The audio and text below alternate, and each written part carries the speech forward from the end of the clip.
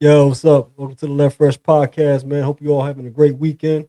It's the Saturday Night Live hip hop episode. Welcome on.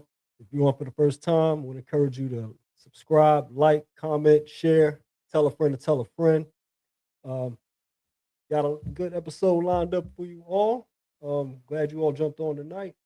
Like I said, got some good stuff to get into. Started off, I'm gonna give you a quick overview of it. Start off with a couple hip hop album anniversaries, albums that turn as young as maybe 5 years old, 10-year old, 20 years old, and it's the ones that passed in April that we probably that I didn't cover, or the ones that upcoming in May as well. So got those anniversaries coming up. Got another one. Came across the New York Times best hip hop songwriters list and thought I'd delve into that. Um, Followed by my own personal thoughts on who's a great songwriter in a particular field of hip hop. This New York Times best hip hop best songwriters. Um, it's overall songwriters. There's all genres in this, so you're gonna get a little bit of R&B, a couple of other genres in this list as well. So you're gonna get hip hop, you're gonna get a little bit of R&B, little touch, little talk about that as well. In this particular hip hop episode, you'll get a little bit of R&B. Um, and following all up with the best hip hop underground artists in hip hop. There was a list also went around about the best underground hip hop artists ever. Human Hip Hop Heads list. I thought it was a pretty interesting list or concept, so I was going to take a look at those and give my own thoughts on my own personal list as well. So you're in for a treat for that. Um, like I said, welcome on. Like I said, I hope you all having a great weekend. Mine's going pretty well. I'm just trying to get it in before we go get all back to the grind on Monday. I hope you all enjoying the playoffs and everything like that. I got a hip hop. I mean, got a sports episode on Wednesdays as well. If you don't know, at 9 p.m. I have postings for that as well. But yes, the Saturday night hip hop episode. Let's get right to it. Like I said, anniversary albums. Start off with one that just turned as young as 5 years old. Pretty album. It was a pretty good, impactful album for its time. Moneybag Yo, Gangsta's Pain. This one right here was pretty much released on April 23rd. Yeah, April 23rd, 2021. And I mean, this was him at his peak. Um, had about a good 20, had about a good 20 songs on there, over 20 songs on there. A lot of them songs was getting heavy rotation, particularly Waukesha. That was a big song on there. That was a hit song for him on there. Um, he had a couple other like Switches and Drakes with Lil Durk and ESTG. Scorpio, Time Today. Yeah, Time Today was another one. That was like one of his his big songs. Like I said, Time Today and Waukesha was probably one of his two best songs on this album as far as success wise. Um, he had a couple other songs in there. Like I said, he had a whole bunch of songs on this project. He had a feature with Janae Aiko. He had Pharrell on the feature, Certified Neptunes. He had Big 30 on there, who's currently in legal trouble with Pooh Shiesty. He had DJ Khaled on another one. Yeah, he had a pretty, deep track list. Like I said, not sure how memorable all of those songs were, but I mean, there's definitely two that you go back to Waukesha and Time Today. Yeah, Moneybag Yo, uh, definitely this was him at his peak in his, in his run. You know what I mean? Like this was him at the top of his game. Yeah, I mean, welcome organized chaos. Yeah, I mean, Waukesha is still, pretty much a banger, especially for the ladies and everything like that. Um, yeah, I was surprised this one turned 5 years old. I'm like, man, time flies. I mean, it was kind of on the heels of the pandemic and everything, but yeah, it's kind of hard to keep track of so much music that's come out over the years and everything like that. So, you know, Wa- yeah, Waukesha is officially 5 years old. So, Moneybag Yo, like I said, at his best. Uh, like I said, one of CMG's best artists. He's definitely been putting it down for quite a while now. Like I said, Most artists usually get about a good 5-year run and everything like that. He was picking up and going around the late 2010s, and around that 2021 mark, yeah, that's kind of when he really hit it. He really hit that peak. He was kind of well known at that point, and putting out solid material. Him and Lil Baby made an underrated duo. Like I really like the duo him and Lil Baby. Like the albums, the songs, the mixtapes, and everything they did, and the features they did with each other and everything like that. I like the features. I like the features they did with each other. Lil Baby and Moneybagg Yo. That was an underrated duo. Yeah, Scorpio was a good song too. Yeah, that's what I mean. Like that track list on Moneybagg Yo was pretty tough. I mean, this probably I can argue this is probably one of his best albums. Um, Time Served was also a good one. That was kind of like more or less with Black Youngster on there a lot on there. But Gangsta's Pain was probably probably his most well known album. Probably one that did the best. But yeah, 5 years old. Yeah, he had a like I said, that was probably at the height of his run right here. So yeah, definitely feeling this one. Like I said, Moneybagg was at his best. Like I said, time flying, man. 5 years in. Yeah. Another album. And it's funny, last week I was talking about, the anticipation of this particular artist dropping. And, you know, last month was actually at the end of the month, April 29th, was actually the 10-year anniversary of Drake's album Views.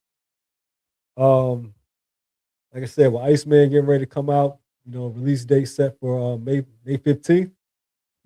His fan base, his core fan base is highly anticipating it. Like I said, even the people that are um, the biggest skeptics are probably going to listen to it just so they can have everything to dissect about it. But 10 years from Views, which really gonna show you how long a run Drake's had. Because I mean, 2016, this was Views was like a couple years removed from Take Care, and nothing was the same. So, you know, of course, he's gonna have a single that you're gonna listen to, or if you don't listen to if you don't listen to either one, if you don't listen to anything else, you'll listen to a single or two. But you know, it, this one was like, not necessarily like Take Care, nothing was the same. But he's like I said, he's still gonna give you those couple of hits. He's gonna give you those bangers. He's gonna give you, yeah, Hotline Bling was a commercial success, even though I wasn't, even though it's not really the song for me, but he's gonna have that commercial song to get that hit, that banger to get his spins, get his streams. Um, so Views was definitely that type of album. It's around like released in 2016, 10 years old. Like I said, that's a while now. I mean, I can't believe Drake's been, you know, he's still putting out a whole bunch of like this is like kind of like deep into Drake's run at this point, and that's 10 years. And that was 10 years ago. So I mean, yeah, I can't believe it hit that point where Drake is at 10 year. I mean, 10 years from the back end of his, you know what I mean, the real deep into his process. So I mean, Drake's been going on for a long while, for a long streak now, a lot of longevity. Like I said, even if the albums isn't necessarily, like I said, his actual best ones, he's going to give you that singular. He's going to give you about 2 or 3 singles that's going to get heavy spins, heavy streams, heavy TikTok views and clicks, and every type of different metric you can ask for. So, you know, this was kind of like one of those middle of the pack Drake albums, but like I said, he still had enough hits on there so where it can satisfy the fan base, the faithful fan base. So, like I said, even you can still find a couple of songs in here that was actually, pretty decent. You had Rihanna on there, you had Future on there. Um, he did his usual feature with Party Next Door. Um, Samples was good. I would say the production was pretty good though. I mean, Drake's production is usually going to be top tier. I mean, a lot of people want to give Drake their beat, so much of the same on this album. Like that was probably one of the biggest pluses on this album was the production. So 10 years, 10th year anniversary for this one. Like I said, released at the end of April, the 29th to be exact. Um, got Moneybagg Yo on the 5-year anniversary, got Drake at the 10-year anniversary. And this one right here is not necessarily an album, but a mixtape. But it's so highly revered in the hip hop community and looked at as a classic. just a classic project and one of the first of a few link ups between Currency and the Alchemist. Covert Coup, released 15 years ago on April 20th, 2011. This one right here is one of the first, one of the early projects between Currency and Alchemist linking up. This one, production on there was top tier, still just fresh.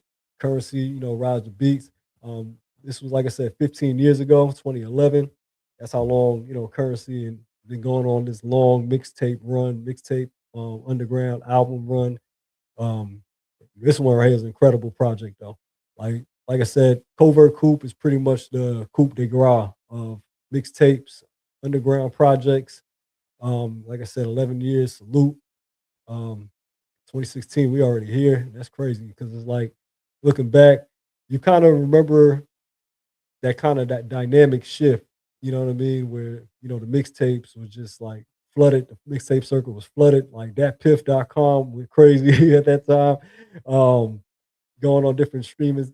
Streaming sites wasn't necessarily quite up and coming just yet, but yeah, this project right here, Alchemist production, Currency, riding beats, and everything the way he does. This is one of the best projects. This is still to date one of their best projects, if not the best project. It still gets debated to this day. I still listen to Continuance that came out in like 2022. 11 years removed from this project, and Covert Coupe still withstands the test of time. So yeah, this was a great project that came out. Like I said, it came out at towards the end of April and came out coincidentally on 420. Um, yeah, this one right here, like I said, it's kind of set the tone for Alchemist and Currency projects. So yeah, that those are the albums that um, I caught, at the anniversary mark for them around around the end of April.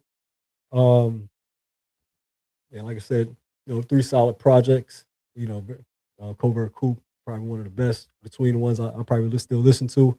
Moneybag Yo and Drake still give you a couple singles off those off those projects. But yeah, that's pretty much it for the past anniversaries. That just went past us.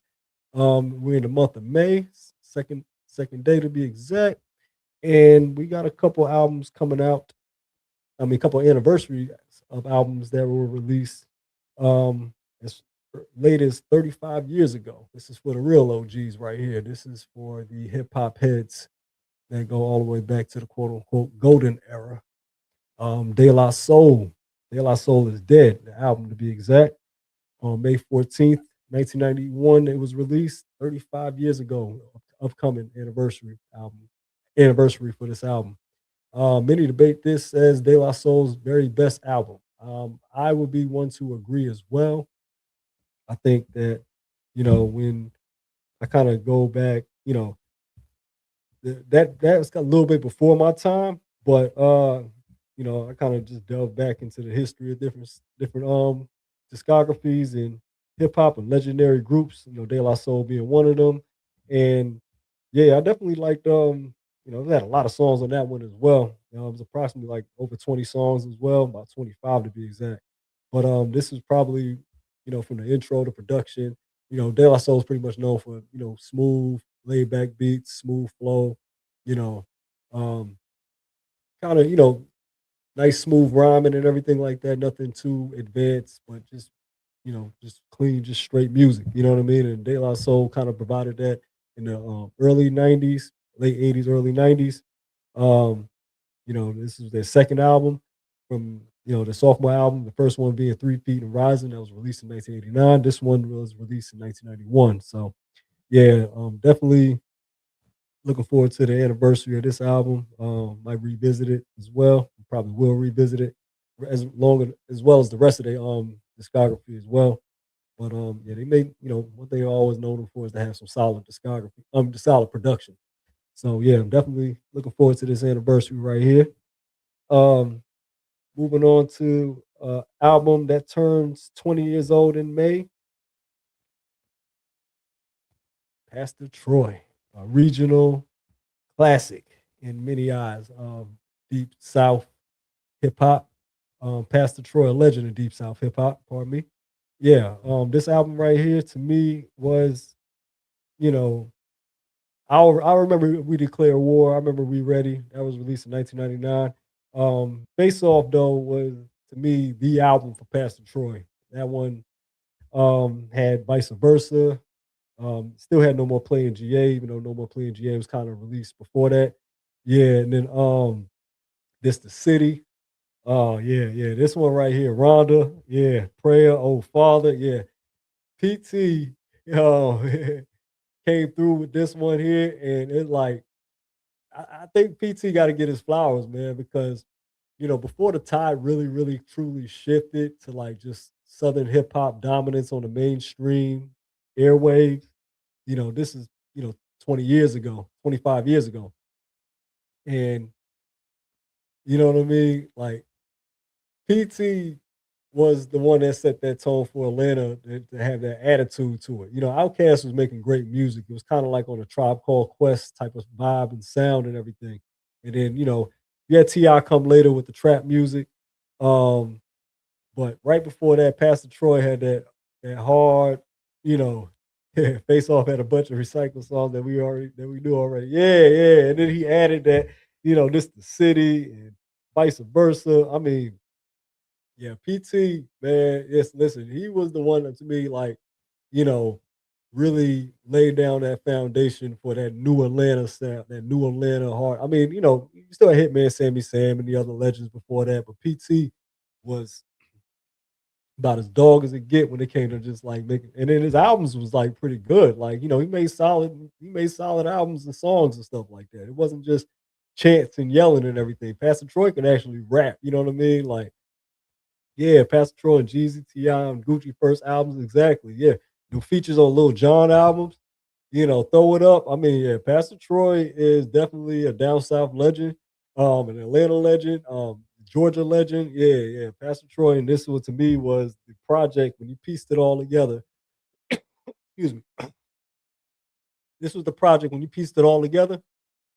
Yeah, this was definitely, you know, that pivotal point in Georgia hip hop history right here. I mean, Pastor Troy gotta get more flowers, man. Like for real. Like, you know, you walk around with that championship belt, man. I always felt like he deserved it, man. You know what I mean? Like he hold it down for the Falcons and everything, like repping the song for the Falcons and stuff like that. So yeah, definitely. Um, like I said, Pastor Troy, 25-year anniversary of the Face Off album, man. Definitely was feeling it. Of course, legendary in the regional hip hop realm of the South and abroad. You know what I mean? So, yep, definitely. And finally, of the anniversaries, we got J. Cole, the off season coming up is on its 5th-year anniversary. Yeah, that J. Cole album on his 5th-year anniversary coming up on in May. Um, what date? May 14th to be exact. Oh, same day as De La Soul's anniversary. So yeah, J. Cole, this album right here.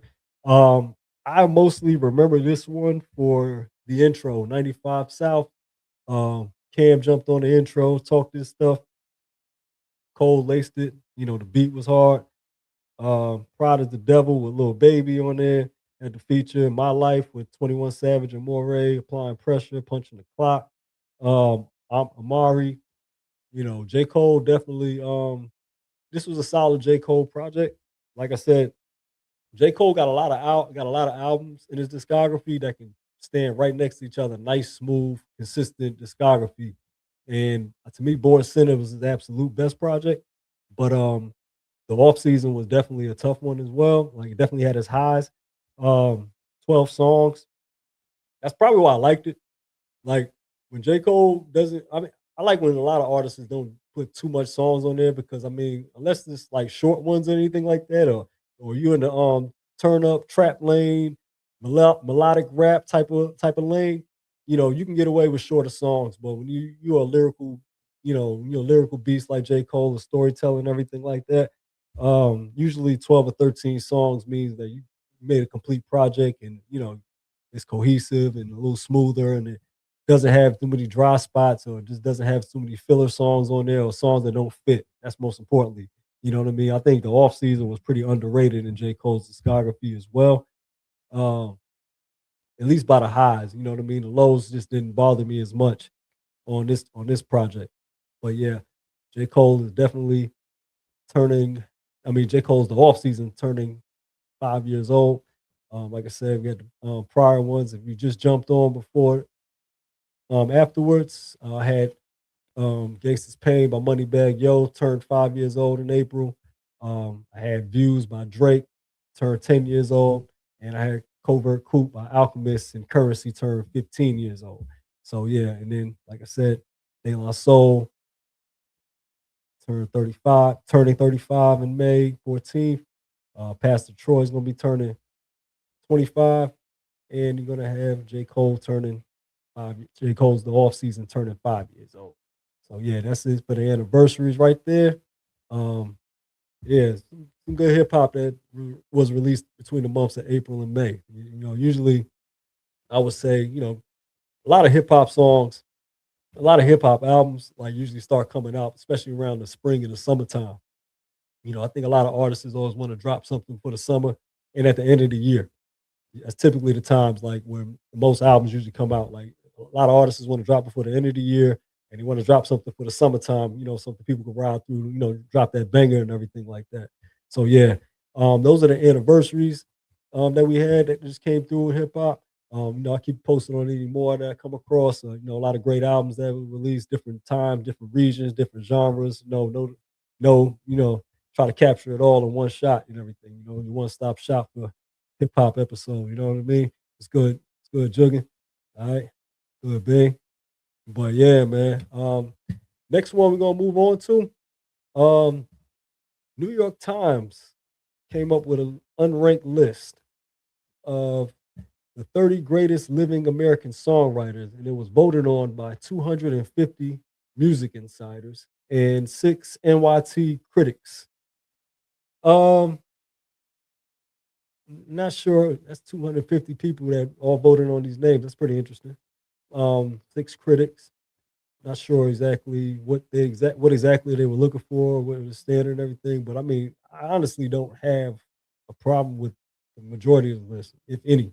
I mean, that's their list at the end of the day, and 250 people came together. 256 looks like. Um, but and you see, there's different names across many genres. It spans many genres. You know what I mean? Not just hip hop. It's got R&B. It's got all type of genres in here. This one, pretty. I think it's pretty valid, though. Yeah, you think so too? Organized? Yeah, it's pretty valid. I think it's a pretty valid list. Go through a couple of these names that I know. Fiona Apple, this in one genre there. Yep, Diane Warren, Willie Nelson. Yeah, Willie Nelson. I'm not denying that. Bruce Springsteen, Bob Dylan, Dolly Parton. Yeah, Paul Simon. Yeah, they got the heavy hitters on this one. Taylor Swift. Yeah, yeah, that's the interesting one right there, Big. We work my way up to that one. Yeah, we'll work my way up to that one, Big. Yeah, Taylor Swift, Lionel Richie, Smokey, look at Smokey Robinson, Jimmy Jam and Terry Lewis, absolutely. Stevie Wonder, Babyface. Yeah, Bad Bunny. I heard Bad Bunny writes a lot of stuff. The Dream, underrated writer. Surprised Neo not up here then. Mariah Carey, of course, Missy, of course. And then to get to the hip hop, Outkast, Kendrick Lamar, absolutely. Young Thug.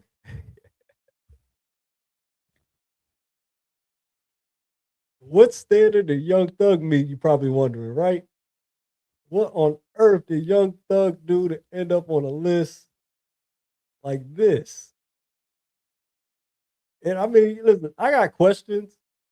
Um, yeah, no Jermaine Dupri, no Brian Michael Cox. Yeah. I mean, there's definitely some left off names on this one. There's definitely some names that should be mentioned. I mean, I like the names that are mentioned. I mean, like I said, there's enough good names to make a good list, but there's definitely some names that's left off. Yeah, Jonte Austin. Yeah,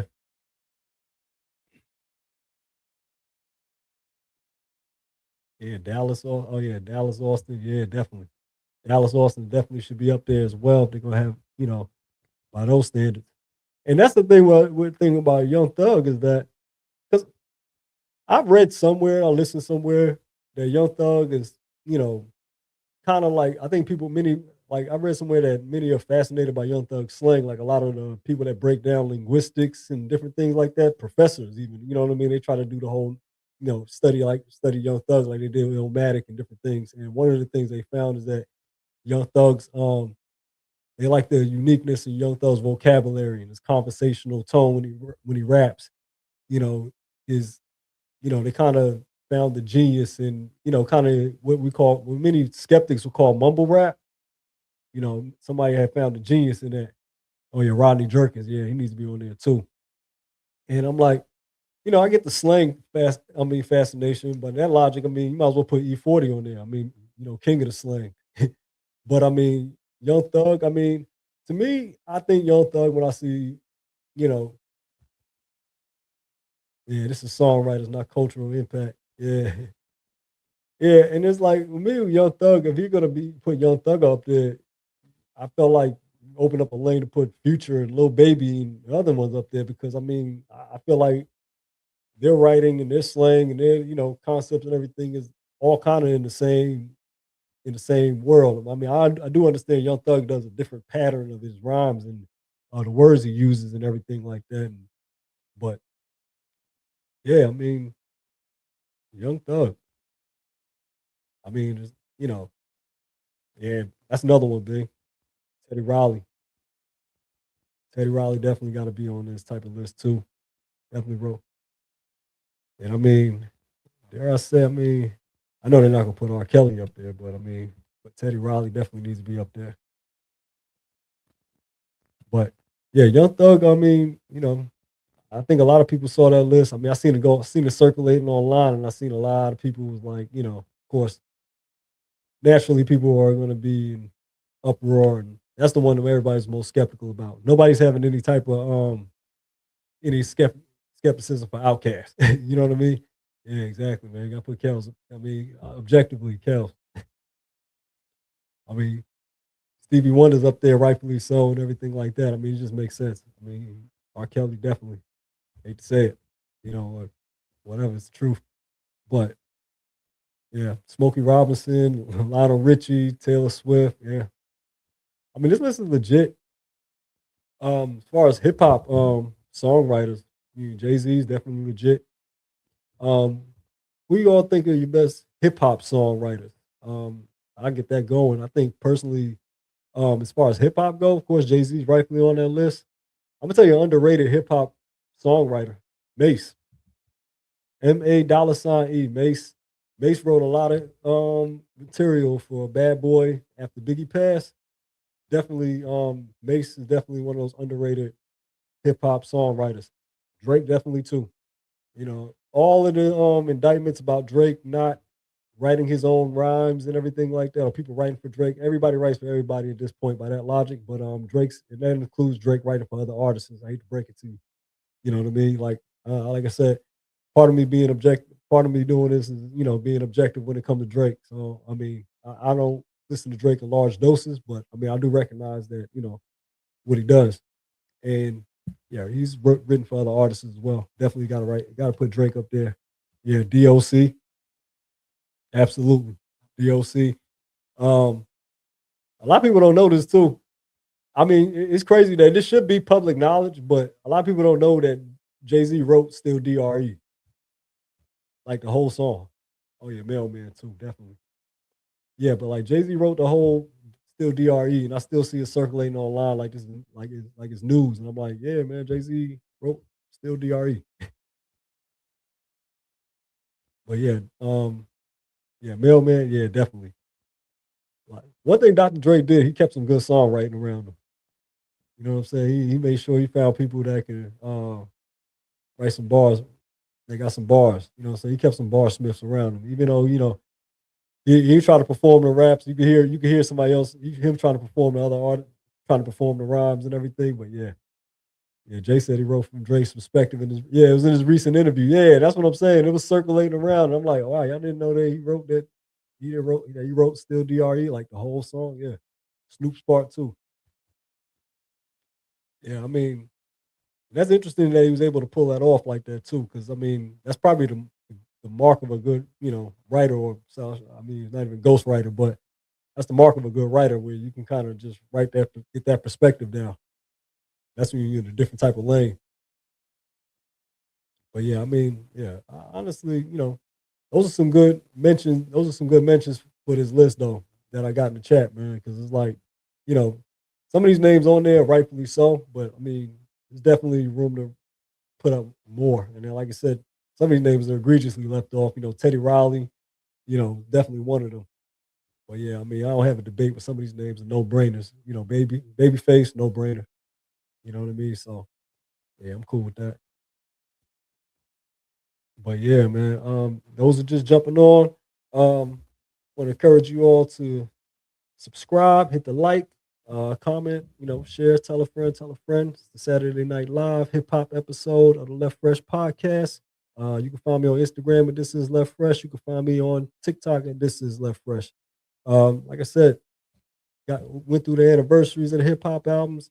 Um, just went through the best songwriters and everything like that. Like I said, the biggest surprise will probably be Young Thug.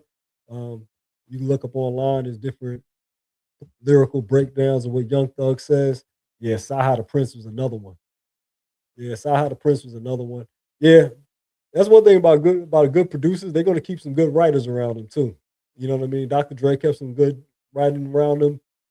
Puff kept some good. P Diddy kept some good writing around him. Kanye kept some good writing around him. Yeah, yeah, definitely. Um, Saha was definitely an underrated lyricist as well. Um, you kind of put him in that field with the Lupe Fiascos and the super lyrical type of cats up there and everything. You know what I mean? Definitely got bars. Like I said, show the list again too. You got Kendrick Lamar up there, of course, rightfully so. Yeah, I'm not mad at it though. Yeah, my man Sauce Money. Yeah, we got some good hip hop. We got some good hip hop songwriters that a lot of people, don't pay homage to or give flowers to, man. Sauce Money, underrated part of that Rockefeller army in the early years. You know what I'm saying? Getting the ball going for the rock. Pharoah Monch, definitely. Yeah, Pharoah Monch, raucous legend. Like I said, you know, came up in that time in that late '90s, raucous, whole bunch of beats on there. And Pharoah Monch stood out amongst pretty much all of them. Definitely had some great music too. Like overall discography, Pharoah Monch was definitely one of them. Rockefeller, Bad Boy, yeah, yeah. I think I hate to say it too. Hey, a lot of people I give 50 Cent gets a lot of 50 Cent get a lot of credit for his songwriting as well. Like 50 wrote a lot of music when he was on in his heyday on Interscope and everything. Wrote a lot of the hooks. 50 probably one of the best hooks in hip hop history.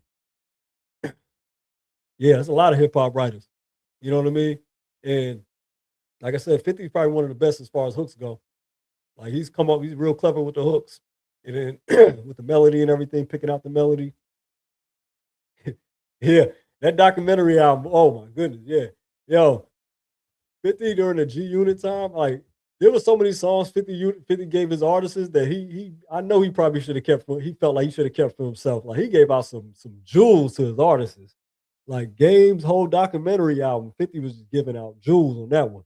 And then even Hunger for More. Hunger for More, 50 was giving out a lot of jewels on those albums. Yeah, definitely was giving out a lot of jewels on those. 50 Cent was on Straight Out of Cashville, that Bonafide Hustler, that hook. Oh man, yeah, and that beat, yeah, yeah. 50 was not 50 was giving out assists. I'm not even gonna lie to you. Yeah, 50 was giving out a lot of assists during that run, man. Because like he had artists that can actually rap, but 50's hooks was like a lot of that was the glue to a lot of his songs and their songs. You know what I mean? Like, yeah, I gotta be honest with you. That's what I said. That Straight Out of Cashville. Oh man, yeah. 50 on that Bonafide Hustler. Yeah, the hook he sung on that one, yeah, and that beat and the song and the beat selection, Mob Deep album too, yeah. That G Unit run, a lot of that was 50. 50 was the engine to that, and on Interscope, just Interscope in general, Shady Aftermath run, yeah, yeah. 50 boasted that, and like I said, yeah, he's definitely one of those. Like I said, as far as that songwriting list go, if you're gonna have Young Thug up there, you gotta have Future up there. I always felt like, Future. I mean, if you're gonna look at Young Thug in whatever regard you look at Young Thug at to put him up there, you gotta put Future in the same regard. Um, I thought Lil Baby was an underrated, like lyrically as well for the trap music league. Um, his buzz seemed to kind of die down a little bit. He's still making music and everything, but it's not like, kind of it ain't have the same it ain't have the same spike like, at 2018 to 2020 Lil Baby. But yeah, I mean, like I said, just as far as that trap lane go, I mean, you can put a couple of artists in there as far as songwriters. But then again, Young Thug was writing songs and it was getting a lot of play. Young Thug got a strong fan base. So, I mean, it had a strong fan base or whatever is still standing. But, I mean, that time, heavily revered, nevertheless. But, yeah, I'm going to just go ahead and switch gears to the final segment of this episode. And this one right here is a goodie to me. I passed by the Human Hip Hop Heads top 10 greatest underground rappers list. And me, I've been an avid fan of underground mixtape hip hop since my teenage years. So this one right here generated instant interest. And, hopefully for those who don't follow underground hip hop, those who do, you can chime in, of course, but those who don't, probably check them out on your own.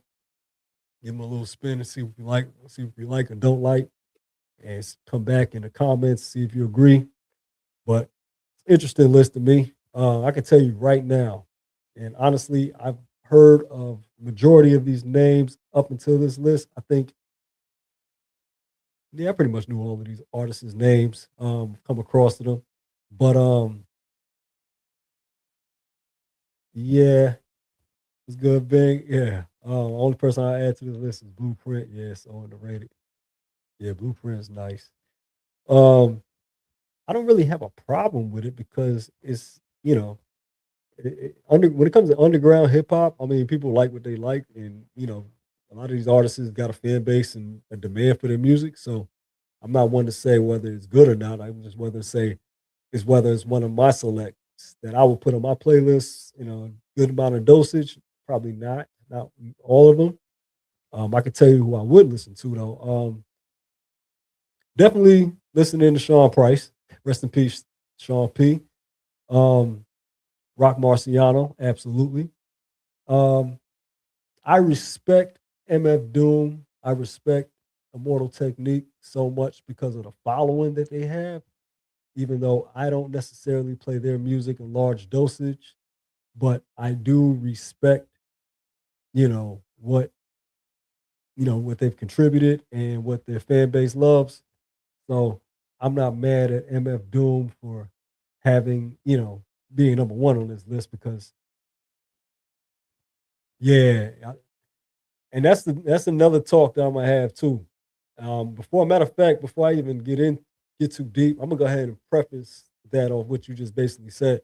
There are artists on these lists that at some point they transcended underground into mainstream, and you know they not they didn't finish their careers or just they're not still on the underground path anymore. They're like out there at this point or fairly known, and it's tough to still call them underground. So I'm kind of basing it off strictly their work when they were lesser known. Yeah, to sleep on this ASAP Rock. Yeah, once you get past his voice and lyrics and dope. But yeah, that's the thing. That's why I said I heard of ASAP Rock and his voice. Like I'm used to raspy voice rappers too. You know what I mean? Like I kind of get past that, especially if you got enough bars. You know what I'm saying? If your bars can make up for your voice, I'm all for it. You know what I mean? And that's pretty much what matters to me more than anything else. Like me, I can get. I mean, voice is something I can compromise on when it comes with bars. So yeah, ASAP Rock. I mean, he's pretty good. Yeah, I don't have a problem with him. Like I said, Vinny Paz, Immortal Technique, LP, MF Doom, Dell the funky Homo sapien, Cool Keith. Yeah. A lot of them, those are artists that, I can respect their movement and everything, but it's not something that would be like a go-to that I would listen to. But I don't have any opposition to the list or their place on the list. Yeah, it's nuts that Rock Marcy catapulted the mainstream based off Griselda.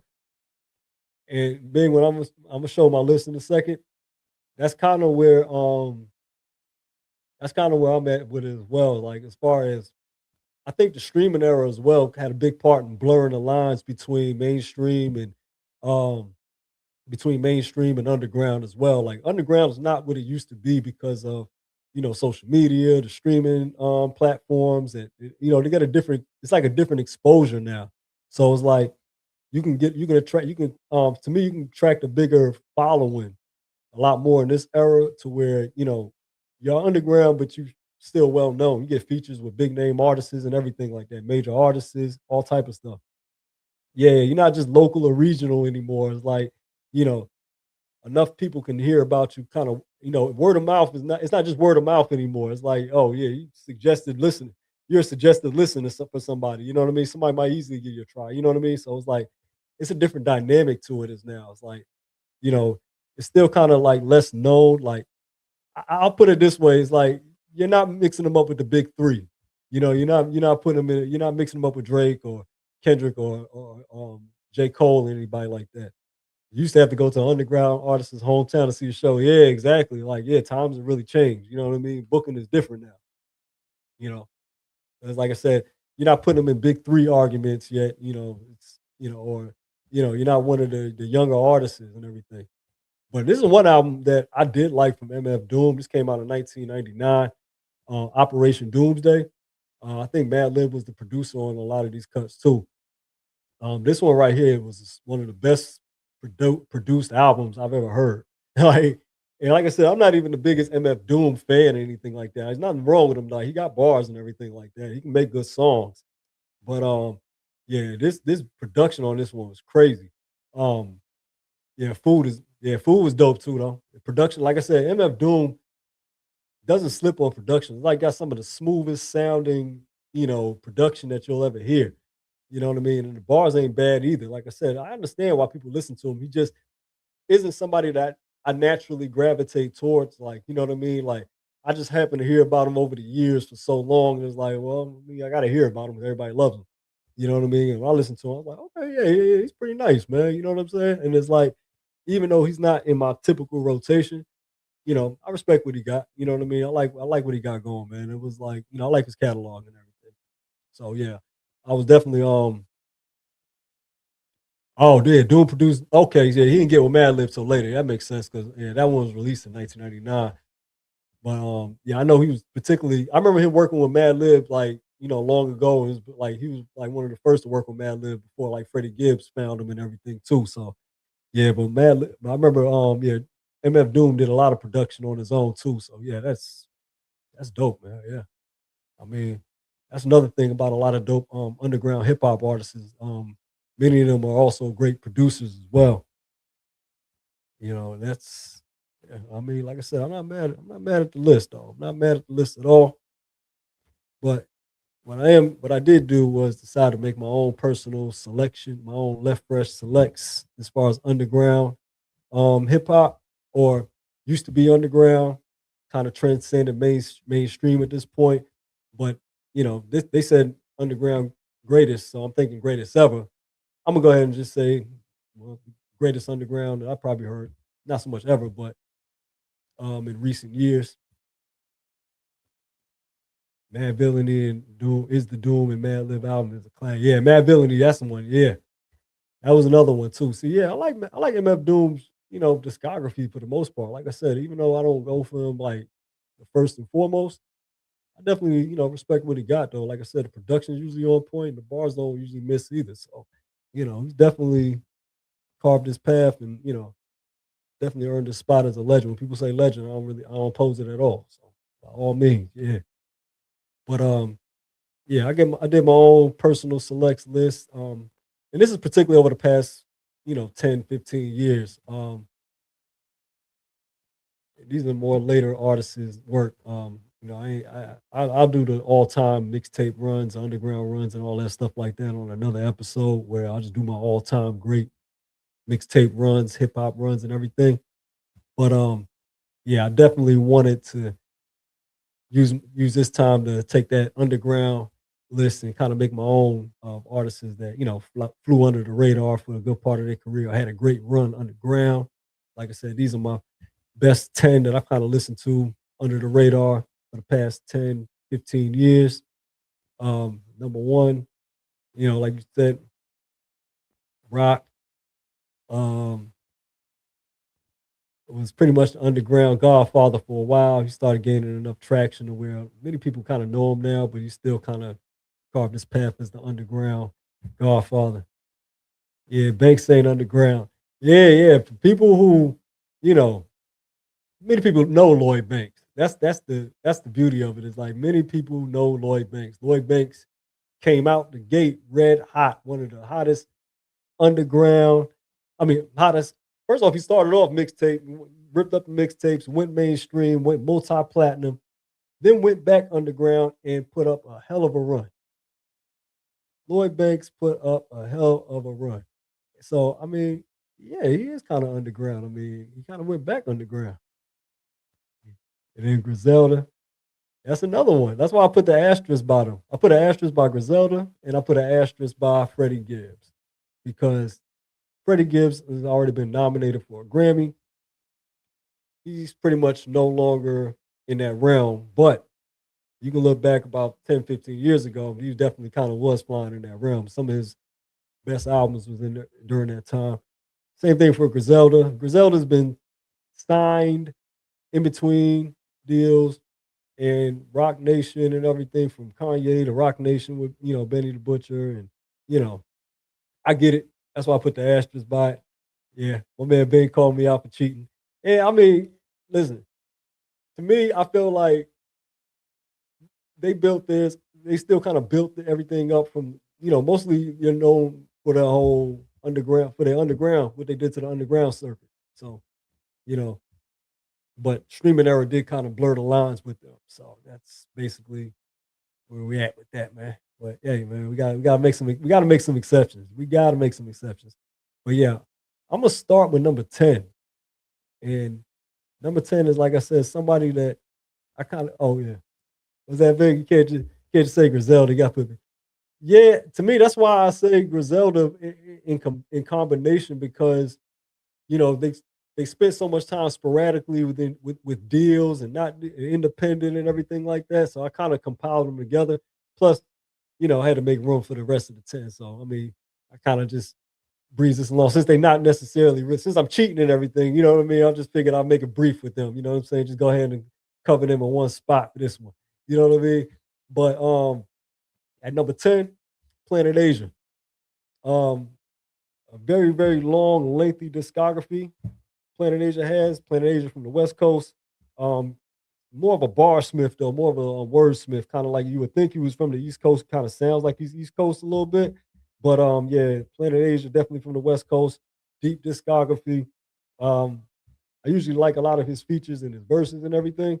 Um, like these are, and normally I put four of like maybe his best. He's got a ton of discography. Honestly, he got a bunch of music, bunch of material. But these are like four of my best albums that I'll probably go to for him. The one on the top left, Medallions. The one on the top right, Block Shaman. King's Chamber on the lower left. You know, and yeah, he's got a good bit of discography. All gold, everything on the lower right. Yeah, so I definitely like Planet Asia, man. I had to put him down. I had to put him down on the list. Number 10. He's not somebody I just go to completely at all times, but if I wanted to go listen to some underground rap or something that's kind of some of that raw gutter stuff a little bit, man. Definitely got to roll with Planet Asia right there. And number 9, yeah, this is the technicality as well. Yeah, Lloyd Banks. Lloyd Banks is a well-known artist. This is an artist that um, came out the gate hot on one of the hottest hip hop labels in history, G Unit, alongside 50 Cent. Um, but they parted ways a while ago. They parted ways around, I want to say 2009, 2010, around the turn of the decade in the 2010s. And from there, Lloyd Banks just kept going. No, no real major deal, no real major deal or any type of real recognition. 50 kind of still trolls him about not making any hits or anything like that. But Lloyd Banks, what he has done is made a solid discography pretty much under the radar. He just kept making albums, kept releasing projects. Uh, you see, he usually kills those Halloween Havoc editions that he has. You know what I mean? He usually drops something around Halloween almost religiously. You know what I mean? I mean almost faithfully that you're going to get a Halloween album from Lloyd Banks. Um, these are four of the albums that I selected. I usually like to listen that Lloyd Banks came out with that I pretty much approve of. Halloween Havoc 6 that came out in October of last year. Halloween Havoc 5 that came out in 2024, right on Halloween. Course of the Inevitable Part 2 that came out in 2022. And yeah, I mean, yeah, Banks came. And then of course, yeah, AON 3, Despite My Mistakes. Yeah, that also came out April last year, 2025. So yeah, Banks definitely was been on a run and pretty much one of my go-tos as well. His little brother considered underground. Yeah. To me, they don't get talked about. The fact they don't get talked about in the conversations that they should, as far as discography and quality of music, and they work with Knife Wonder and everything like that. Like, I feel like they definitely kind of fly under the, like I said, they're kind of in that blurry line of how well known are they to be considered mainstream. You know what I mean? Like, I usually consider them as that, man. Like, honestly, like that's kind of how I look at them. Like, because they're not enough of a household names for like a casual hip hop listener. You know what I mean? And like, just like with Lloyd Banks, the casual hip hop listener is not really. I mean, the casual hip hop listener probably doesn't even know Lloyd Banks still even makes albums. You know what I mean? So it's like that's kind of where I feel like the lines kind of get blurry a little bit. You know what I mean? So, but like I said, it's kind of it's even more blurry now in the streaming era. I mean, and to me, it's kind of like I feel like we're in an underground renaissance. So I felt interesting to talk about this. Felt compelled to talk about this. Uh, Number 8 had Ransom up there. Ransom's been kind of a mixtape legend at this point, over 20 years. Came out in the game kind of with the Desert Storm crew. Joe Buttons kind of put him on from Jersey. He's a Jersey native, Jersey City. He came out with a crew called the A Team with, Joe Buttons kind of presented him the Desert Storm, and he went on a run with Fabulous and all of them. And then after that kind of dissolved, he just went on this solo run of just mixtape barrages and lyrical, beasting and everything. And he just kept on going. It's been going for over 20 years at this point. You know what I mean? And it's like as far as his music and his discography go, I wouldn't necessarily call him mostly the artist of the year type of person, like type of guy. You know what I mean? Like, but when it comes to like straight bars though, yeah, Ransom is definitely one of the best in the business as far as underground pen go. Yeah, I think penmanship, yeah, Ransom's penmanship is about as good as it get. Yeah, I put Joe before Ransom, but Ransom's still going. Yeah, Joe Button to me was kind of a better artist. He had a better delivery. He had a different, you know, the other artist aspects of it. You know what I mean? Flows.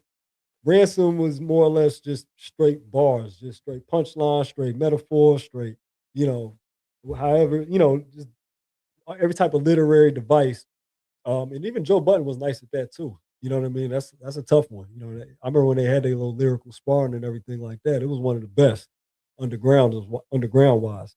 But yeah, Ransom had been on a run for the last 3-4 years too. It's like they're one of the top left. They had a joint album with Dave East, Lavish Misery with Harry Fraud, Pain and Glory in 2022, No Rest for the Wicked in 2022. Yeah, he definitely went on a run like couple maybe like around the pandemic through the early 2020s and everything, man. Yeah, definitely. Yeah. Wasn't our Papoose fan? Listen, I like Papoose when he can go on that little lyrical barrage and everything, but when it comes to actually making songs and discography, as far as putting it together, honestly, I'm gonna make a hot take right here. I probably like Saigon songs more than Papoose songs. Bars and everything. Papoose is cool and all that. Saigon had bars too, though. but I'd probably listen to Saigon for songs in his discography more than anything else.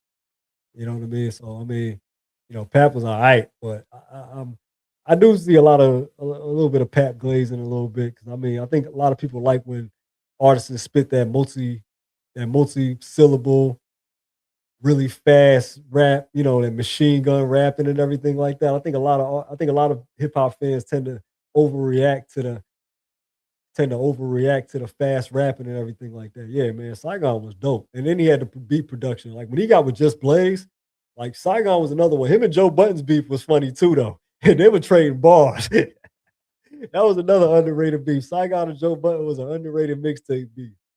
But yeah, man, I'm gonna move up to number 7, right? As far as down south underground mixtape catalog go, my man Don Tripp. Don Tripp will keep going on and on and on. Member of the legendary duo, him and Don Tripp and Starlito. Um, Don Tripp went on this crazy run in the 2020s as well, where he was just dropping like it felt like an album every month. And I mean, these are just at least 4 of the albums I could catch. You know what I mean? That really, that I really had to start with. I mean, there's so many to go through and everything like that. But I mean, these are the albums that I pretty much go to when it comes to Don Tripp, and I put them in these 4 right there. You got Christopher Season 3, you got A Love and Memory, you got 1207 James Street, you got Fireworks. I mean, yeah. I mean, Don Tripp, and that's just like I said, just 4. I mean, he's got over about 20 projects. You know what I mean? He's one of the hardest workers. I mean, definitely, yeah. Don Tripp and Starlito, they getting it in. I mean, legendary duo. I heard them on the radar as well. They was just still spitting like they ain't missed a step yet. Yeah, Step Brothers. Yeah, they Step Brothers project that came out last year was tough too. That's what I'm saying. Like Don Tripp is probably one of the best, I mean, underground rappers. I mean, like I said, an underground run. I mean, he's pretty known, but it's like at the same time, like the name is familiar. But like I said, these are the ones flying under the radar. These are the artists that you know, been putting in a whole bunch of work and usually not the first mention, at least not, talked about like a big 3 per se or any of the other younger artists and anything. Some of these artists, like you said with Lloyd Banks, great point that, Lloyd Banks already had a run already, you know what I mean? But they just kept making music and it's still making quality music for people to listen to. So it's like, you know, that's pretty good. And you think about it too, if you already had a run and then you just kind of keep on making music, your music is going to get more. Sometimes, a lot of times, especially if you're a solid artist, your music is going to get seasoned and better with time. So, yeah, I encourage people to just go back and listen to artists and not worry about, whether how relevant they are and everything like that. If they're making a whole bunch of music and everything, I'm pretty sure that, it's a good bit of it that's going to be pretty solid. But yeah, I'm gonna get to number 7. It's already about the Planet Asia, Lloyd Banks, Ransom, Don Tripp. Number 6, this is the one with the asterisk because he's got a couple of Grammy nominations. Freddie Gibbs. Now Freddie, you know, my 2 best, these are my best 4 Freddie albums, period. But 2 of these albums, the earlier ones with Mad Lib from Pinata and Bandana. Yeah, Freddie always has a pretty complete project. You know what I mean? Like, yeah, I mean, I could have added, I like a lot of other Freddie projects as well, but I do like, yeah, these is pretty much my best 4 right here. Pinata, Bandana, Alfredo 2. Yeah, Freddie usually comes with it. Beat selection is usually on point. Freddie probably got one of the best flows. Probably one of the best flows. Um, Probably one of the best. He probably has some of the best discography outside of, you know, he's probably one of the best names outside of the big 3 as far as artists in his lane and everything like that. I mean, musically, he doesn't miss with his discography. Like pretty much every release is good, if not stellar. The floor is usually real high for him, and the ceiling is, like I said, Grammy nominated with really no recognition or promotion. So the only reason I don't really have him higher on the list is because he's really started picking up steam, right in between, right, like not too long after his mixtape discography kind of took off real fast, and a lot of his music is not really flying under the radar or anything like that. Oh, Big Sean would like that. Say, Yeah, I like Big Sean too, though. That's the thing too. I ain't gonna mad though. Yeah, he thinks it's a big four. Yeah, I mean, like I said, Big Sean, his music, I don't know, like him and Freddie and their discographies and stuff like that. I mean, they right there in the mix. Big Crit. I mean, there's different artists, like I said, outside of the big three. I'm one of the main proponents of the logic that there's more to hip hop right now than the big three. But the whole idea that there's a consensus that there's a big three is kind of like, yeah, I understand it probably, will kind of annoy him and everything like that because it kind of annoys me too. You know what I mean? But I mean, at the end of the day, it looks like I mean, I can't really fight with the consensus, but so much. You know what I'm saying? It's like, yeah, it's just like this list right here. It just shows you that there's a ton of talent out here. You know what I mean? It's not just you're not just limited to just three artists or you know if you're in our lane, if you're 40s like me, you know what I mean. You don't have to just listen to whatever's on the radio and just try to just kind of stomach it. Well, one of the beauty of this era that we in is that we got artists for our age group making grown man rap, and yeah, it's pretty cool though, man. I mean, I'm not, I ain't tripping at all.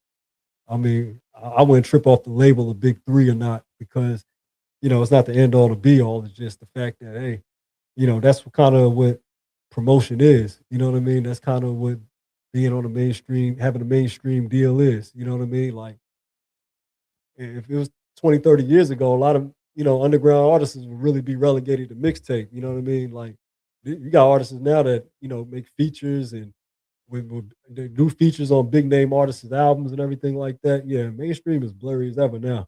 But yeah, Freddie Gibbs, like I said, great discography, way more than 4 albums. But those are his big four to me.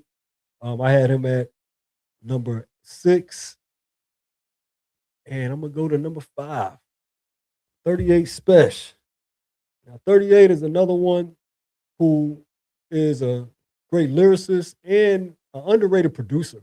Like 38 Special probably produced just as many projects as he released, probably even more.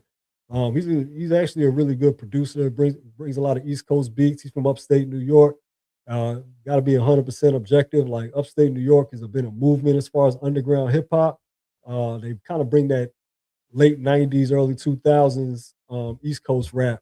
And, as far as the fan base that's grew up and went old with it, kind of grew up and got old with it, you still like listening to it. You know what I mean? You still like hearing the gun bars. You still like listening to the punchline, the battle rap punchline bars and everything like that. And we still like, the beats with the samples. And, just that old school East Coast feel. So, 38 Special been producing a wide array of songs. I like the production on it. You know what I mean? Like to me, his bars is kind of like real dope too. But you kind of, you can kind of tell where he's going with the bars and everything. But they still snap pretty hard, and got some real good selection though as far as beats, good samples and everything. Yeah, Shane Wah, another great lady underground hip hop artist. Shane Wah, that's right. Check that out too. Yeah, yeah. I got 38 Special at number 5 right there. That's usually one of my go-tos. At number 4, take it to the West Coast. My man Larry June. Beat selection, smooth, riding, you know, did a couple joints, did a joint. He's usually good with Alchemist, but I like him better with Cardo Got Wings. Another West Coast producer. DJ Fresh, another great producer on the West Coast. Larry June, smooth vibe, pretty monotone, but got the smooth, puts on a deep voice and just raps and sings a little hook a little bit. Like I said, cool mellow sound, got that bass sound to it. Like I said, I like it better when it's got the bass sound, that authentic bass sound with my man Cardo Got Wings and DJ Fresh. Yeah, shout out to Larry June in my top 5. Usually when his album's released, I'm definitely checking that one out. And then, oh, here we go. And now we in the top 3. Gotta go with Currency. Currency, one of New Orleans' finest, one of Louisiana's best. As far as underground resume, I mean, many may have known him for his appearance on the Carter 2 album, Grown Man. As far as mainstream, he has released countless volume of mixtape and albums throughout that spanning throughout the 2010s, well deep into the 2020s.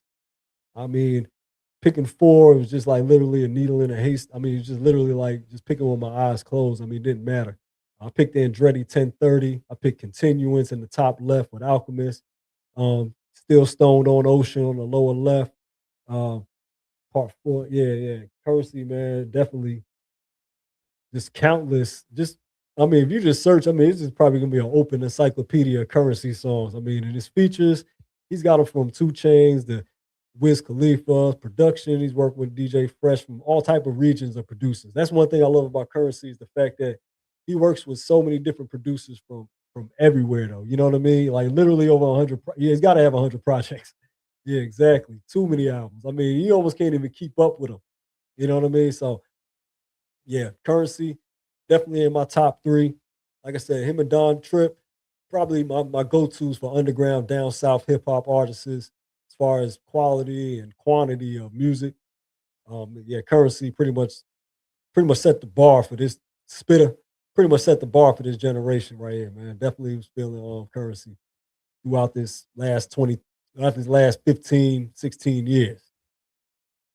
So now we in the top two, and we up to another one that got an asterisk. Griselda.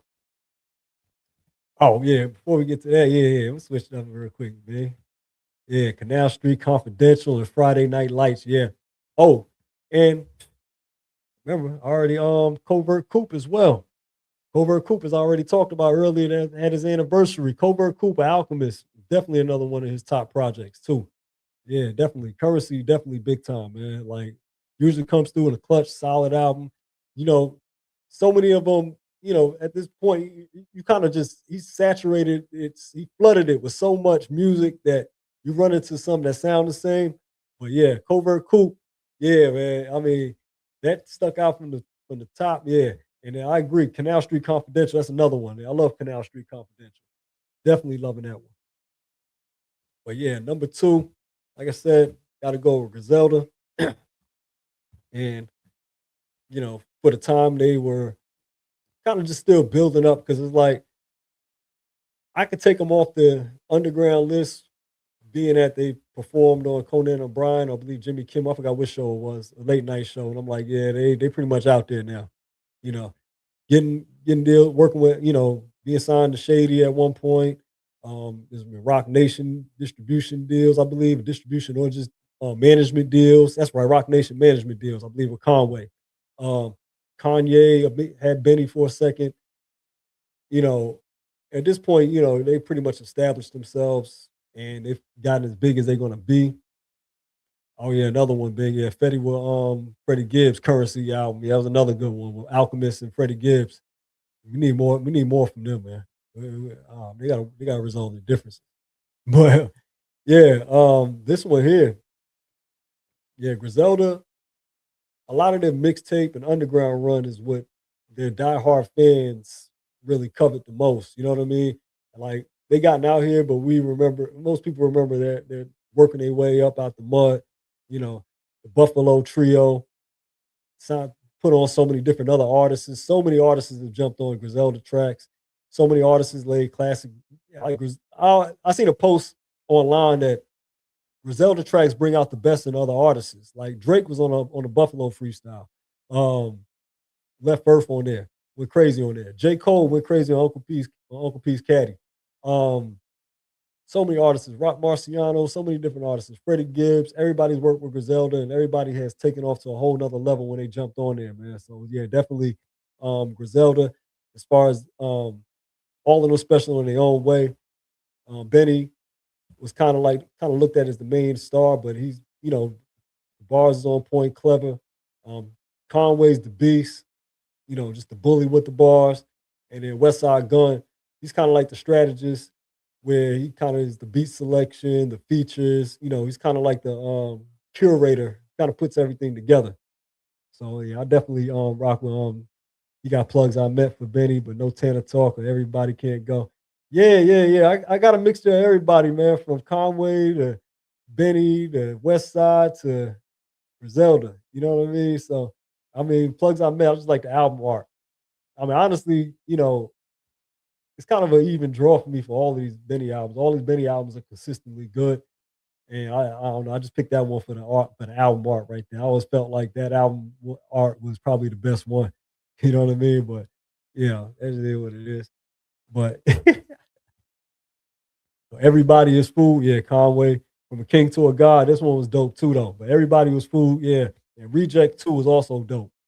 Um, West Side Gun, Hitler wears Hermes, constantly good addition. Pray for Paris, another good West Side Gun album. Yeah, yeah. Like I said, he's gonna get you some good beat selection. Even if you're not a big West Side Gun fan, you're gonna love the features and you're gonna love the beat selection. And then, of course, on the lower right, you got the joint Griselda album. But yeah, and I like Conway with the Big Ghost editions too, the album that he did with them as well. But yeah, definitely Griselda at my number two. Time for the number one underground artist, definitely Rock Marciano. Like I said, he's gaining more traction now. You know, we kind of know who Rock Marciano is at this point, but the resume that he's put together on the underground circuit has been goated. Um, Pretty much a go-to I listen to pretty much consistently for about 15, 16 years at this point. Um, a lot of people don't remember him from his years with yeah, you can't lose with Griselda. Nah, for real though. I mean, picking one is almost like blasphemy to something that you left off. So I feel you. You're supposed to attack me like that. You know what I'm saying? You know what I mean? Right. Yeah, and that rock, you already know, man. It's like a lot of people don't know rock started out. Well, not I don't know when exactly he started out, but everybody, rock popped out originally to me when he was with Flip Mode. He had an appearance on Busta Rhymes' Anarchy album in 2000. He had a song called The Heist. Busta Rhymes had a song called The Heist, and Rock Marciano was a feature on there with Busta Rhymes, Raekwon, and Ghostface. And Rock Marciano's feature was Flames. And every at that point, I kind of lost track. Like, what happened to that dude? And then can't be sleeping on Uncle Al. Nah, you can't. But yeah, I had lost track of Rock Marciano around the 2000s mark. But then I heard him again. Apparently he started again around 2013 or 2010s. But I caught on to him again around 2018. And at that point, he already released like Rosebud's Revenge and Rosebud's Revenge 2. And then that's why I really caught on to him around Behold the Dark Horse on the top left. And I was like, yeah, he's tough. He had Black Thought on the feature on there, Diamond Cutters. On Behold the Dark Horse. Yeah, you gotta look at that one with that had a feature with Black Thought on there. Diamond Cutters. That was tough. I like that's when I really caught on to him. I started really checking for him. And Rock is another underrated producer as well. His production on Stove God Cook's only album, Reasonable Drought, was priceless. The production that he does on his own work is good. Um, it might be a slow it might be a slow listen for a couple people who like, you're gonna hear a couple of those drumless beats, but the sounds and melodies that he has, some of the smoothest. And then like Bing, like my boy Bing said in the chat, listen, Rock Marciano and Alchemist, when they come together, like those two projects, that the Skeleton Key and the Elephant Man's Bones. Elephant Man's Bones is probably the best one of his discography. Yeah, Elephant Man's Bones was definitely top tier. And then Skeleton Key wasn't bad either, though. I like that one. Skeleton Key was pretty good. It's just that Elephant Man's Bones just set a high standard. And then he also had a project that's not listed on here, that's not shown on here, with DJ Premier, The Coldest Profession. That was released in August of last year. And then, of course, 656 at the very bottom right. That came out this year on January the 23rd. So, yeah, Rock Marciano still contributing to the underground renaissance that is. But, yeah, that's pretty much my go-to of underground or lesser-known artists. You know what I mean? Like I said, in that order, pretty much. Those are my go-tos. Definitely appreciate the contributions they made, kind of giving you that alternative lane of hip hop or that sound that, you want to hear when mainstream sound another sound is kind of taking over pop culture or the mainstream. Yeah, people have a hard time keeping up with the Uncle Al album. Yeah, exactly. Exactly. He's another one that's always been busy. He's been busy for the last couple of years. He's been kind of like the producer of the underground renaissance. You know what I mean? He's done so many projects with different artists and everything. Yeah, he's put out a lot of work. That's why Gibbs gets high praise because the second project was very close to the first. Exactly. Lived very close to the standard. It's like, man, it was like, I mean, from the jump, it was like, wow. Like this one was another one. And like I said, 2 Grammy nominations. Yeah, Alchemist and Freddie. I mean, like I said, Freddie's up there. That's why I put the asterisk by him, man. Definitely getting an asterisk by that whole underground thing. But like I said, you're not mixing any of these artists up with like you're not putting them in the proverbial big three or anything like that, or artists that are constantly on spinning on trending on TikTok, anything like that. So, I definitely appreciate, them making just that lane of substantial music and everything like that. So these are the ones I listen to the most, and that's pretty much it. Yeah, that's my time for tonight, everybody. Hope you all enjoyed this episode. I'll be back at you next week with more hip hop at 10 o'clock on Wednesday. I'll be back at 9, covering more of the NBA playoffs, getting closer to the NBA draft soon. The NFL draft already completed. I already did that episode. You can go back on the channel and watch that. Like I said, on the middle of the chat, you can find me on Instagram at This Is Left Fresh. You can also find me on TikTok and This Is Left Fresh as well. I have more content coming, more stuff on the page as well. Getting active out here, just getting into the swing of this hip hop that's picking up. Yeah, we got to talk about the We got to talk about the Celtics, man. Definitely, as a Knicks fan, definitely got to hear that, man. I'll be back at you Wednesday at 9. Like I said, Saturday, back at you with more hip hop content and everything like that to discuss. And until then, you all have a great weekend. Be safe. See you all then. Left Fresh Podcast. I'm out. Night.